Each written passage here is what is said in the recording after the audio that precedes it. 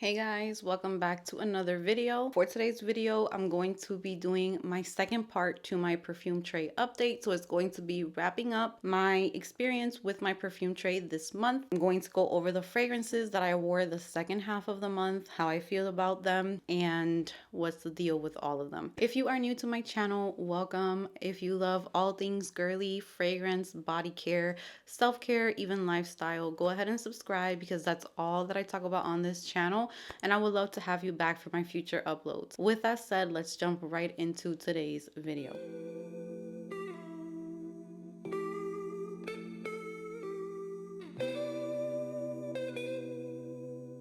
So today I have 8 fragrances that I'm going to be updating you guys on, letting you guys know what is the deal with these fragrances, how I'm feeling about them, if I'm thinking about letting go of some of them, which honestly at the moment I think it's just one. So let's hop right in. After I updated you guys, I started off by wearing Jo Malone Scarlet Poppy, and this one you guys know is an absolute love. This fragrance to me is very unique. It's very different, very comforting and cozy. This is perfect for fall weather, for just being at home watching movies, bedtime, every day, like you're wearing a knit sweater. This is the perfect fragrance to go on that.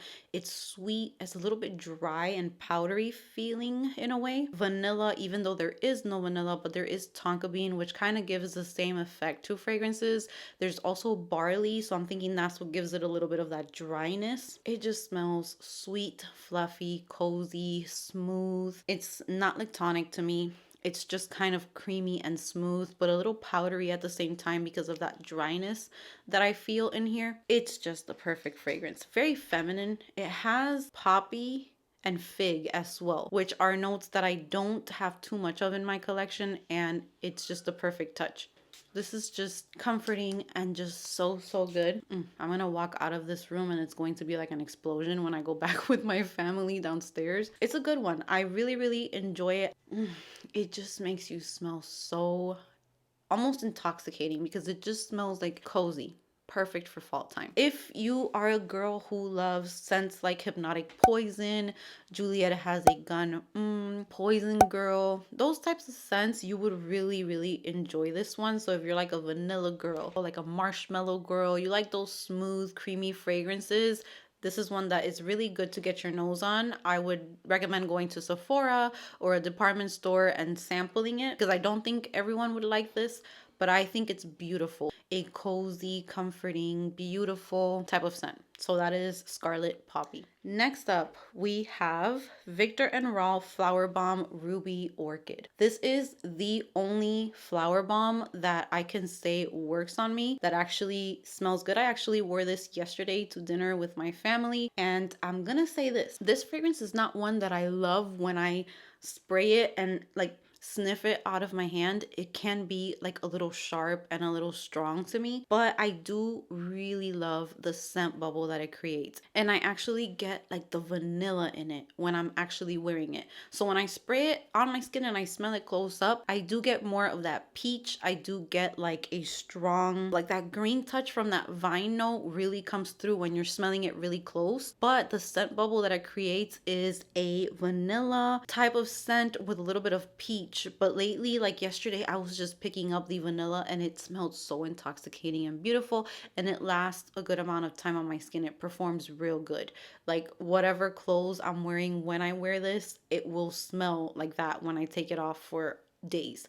So this one has peach, it has vine, it has orchid, which is one of my favorite notes in fragrances, and it has vanilla bean as a base. This one is the most like doable for me from the flower bomb line because the original flower bomb to me comes off very sharp and almost screechy and almost like chemicals on my skin. Like I don't get an intoxicating scent out of that one on my skin, and this one still can be a little bit like, this one is one that I won't say is an easy reach for me, but as you can see by the dent, it is one that I actually do enjoy. It smells real good on my skin, and that peach saves it for me. So Ruby Orchid is really nice. It's a little bit more fun than the original flower bomb. It's a little bit more youthful and flirty while still keeping that vanilla and the intensity of it, and it just smells really feminine and really nice. Next up, I wore oh, I've been talking about this one in a lot of videos. This one is Hermetica's A Pair. This one is the perfect transition fragrance into fall time. This smells like you are going to go pick apples on a fresh, crisp, cool fall day. There is no like humidity or hot, sticky weather. It's just cool. Like you're getting that cool breeze from a fall day, and there's crunchy leaves, but it smells fresh. It's not cloying, it's not too heavy, it's not too much. It does not have alcohol, so you can spray this on your skin.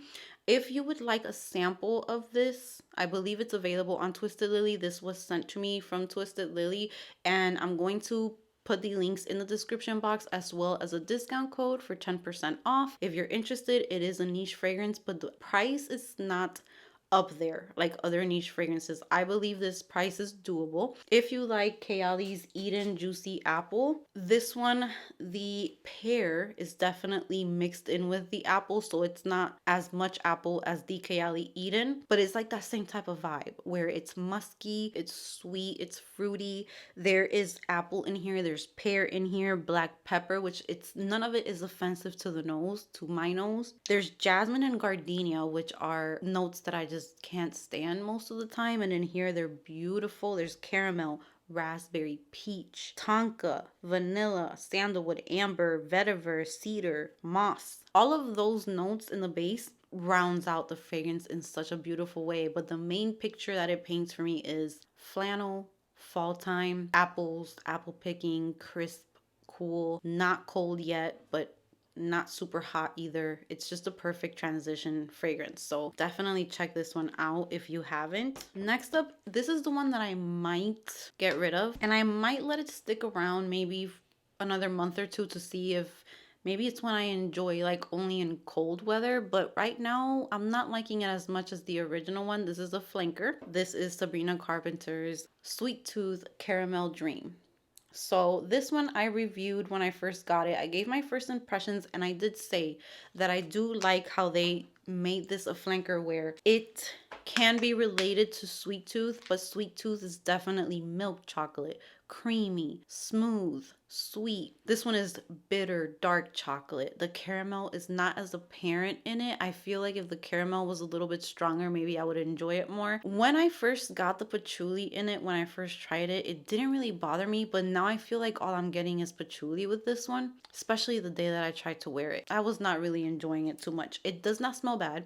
It's not one that's like off-putting for me or one that I hate, not at all, but it's not one that I absolutely love, and it's not one that I'm like, ooh, I can't wait to wear that one again. I feel like it needed a little bit more sweetness. Maybe if I mixed it with the original Sweet Tooth and kind of made a concoction with both of them, maybe it would be really good. But by itself, I don't know, it's not really getting me. Like, it's not winning me over. There is sugar, almond. There's so many beautiful notes in here. Dark chocolate, vanilla, patchouli, caramel, musk, amber, sandalwood, freesia. There is some freesia in here, but it's not too strong. I do like the opening, and I do get those notes in the opening, but they don't last a long time. And to me, what sticks around is the dark chocolate with patchouli. That's kind of what I'm getting with this one. I think I'm gonna wait on this one, but I wanted to give you guys like this update. It's definitely not one that I'm in love with at the moment. If you love those fragrances like Angel Muse, is it the one that smells like chocolate? You would probably really like this one because it is that mix of patchouli, which makes it a little sexy, with chocolate, but it's a dark, bitter chocolate. I'm not too sure about this one. I definitely prefer the original Sweet Tooth. That one's beautiful. This one right now is like a meh. Next up, we have Maison Francis Kurkdjian Gentle Fluidity Gold. Another one that I have been talking about today nonstop because I've just been in love with this one so much. I don't want to even see a dent in this one. Vanilla, a little woody, dainty, so beautiful. It's like elegant and yummy smelling, but balanced, very balanced. It's gorgeous. This one is one that I just love the scent bubble that it creates around me. It's like the perfect vanilla. It's a little less sweet you know how Kayali Vanilla's 28 has like that brown sugar? I feel like I get kind of like the same effect with this, but not as, I don't smell that brown sugar in this one. I just smell that vanilla. It's a perfect like fall fragrance. This has juniper berries, which I do pick up in here. There's even, I believe it's nutmeg. So it's just a very unique, beautiful vanilla. It smells elevated, it smells classy and elegant and sophisticated, but it's not too, like, it's one that you can also wear casually. That's the thing that I like about Gentle Fluidity Gold, is that you can dress it up or you can dress it down and you're gonna smell yummy regardless. It's like one of those chameleon type of fragrances where it just works in any type of setting. Like, I can see myself wearing jeans and a shirt or a sweater with this, but I can also see myself wearing a nice outfit with it and smelling amazing. So this one is one that I just love. Longevity on me is good. Performance is good. I can still smell it on myself the next morning if I wear it overnight. It just smells really good. Now, it's not beast mode. It's not super crazy intense. So if that's what you're looking for, I would rather step it up and go to like Intense Cafe. Those I think are definitely more like beast mode and in your face. If you think that those are too strong and too in your face, this is like bringing it down a notch and just making it a little bit more wearable, and just, it's like intoxicating to me. I put this on and it smells amazing. This one I wore last night. This one was in a declutter video. I was so close to getting rid of it. I'm so happy I didn't. I wore it last night. Smells amazing. Lasted the entire night. And this morning, my husband was like, "What perfume that you put on? It smells so good." And I was just like, "Ooh, you can still smell it on me." So this is Guess Seductive Noir. It stayed, it made it through. It is part of the family. I don't think this is going anywhere. It's affordable. It's a very good dupe for Mon Guerlain. If you're looking for an affordable option for Mon Guerlain from Guerlain, it is gorgeous. So the notes in here are sage, bergamot, peony. Middle notes are iris, jasmine, sunback, and lily of the valley. The base is vanilla, Haitian vetiver, and velvet. And this just smells so good. It's sexy. It is aromatic, vanilla. You definitely get the vanilla in here. I cannot wait to wear this one as it gets colder. I'm happy that I did not get rid of this one. I love the price of it. I love the performance of it on me. Honestly, I feel like I can get away with this one much better than Mon Guerlain. I want to spray them side by side. Yeah, I feel like Seductive Noir is like a little warmer, but they're so similar. If you gave me these two, I would not be able to tell you which one was which. It's the same thing, you guys. So if you don't want to spend a lot of money, you want it to be affordable, this is perfect dupe for it. There's something about this one that's a little smoother for me because Mon Guerlain took me a long time to like. I prefer Mon Guerlain Floral, which was a flanker, but they're both beautiful. This is a good one. This is such a good one. Affordable, can't beat it. And the performance is beautiful. It's just, I love it. The last one I'm going to update you on is two that I got that I used to wear years ago, and I was kind of craving the scent again. And I wore this one probably like 6-7 years ago. This is Givenchy's Very Irresistible Eau de Toilette. This is the floral for me. I'm not a floral girl, but this is the type of floral that I just love. Like, this is so intoxicating on me. I love it. I'm so happy it's back in my collection. It's like one that you wouldn't expect for me to enjoy, but I feel like it's really nice. And I feel like some people might find this one like too mature, because I feel like it does have a little bit of that, but it's also sexy in a way. I don't know. I just find it very nice. So this one has notes of rose, star anise, verbena, and patchouli.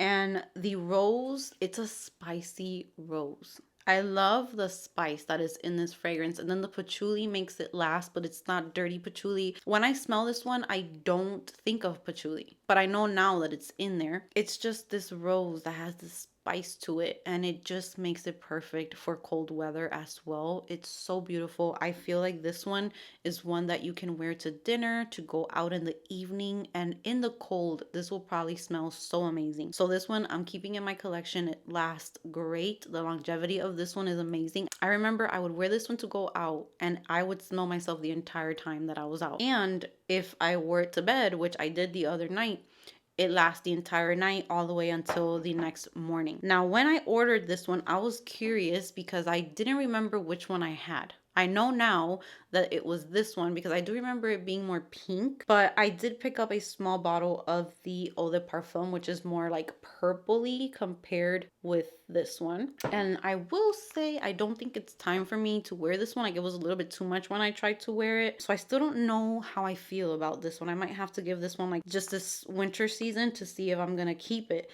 because this one's definitely more intense.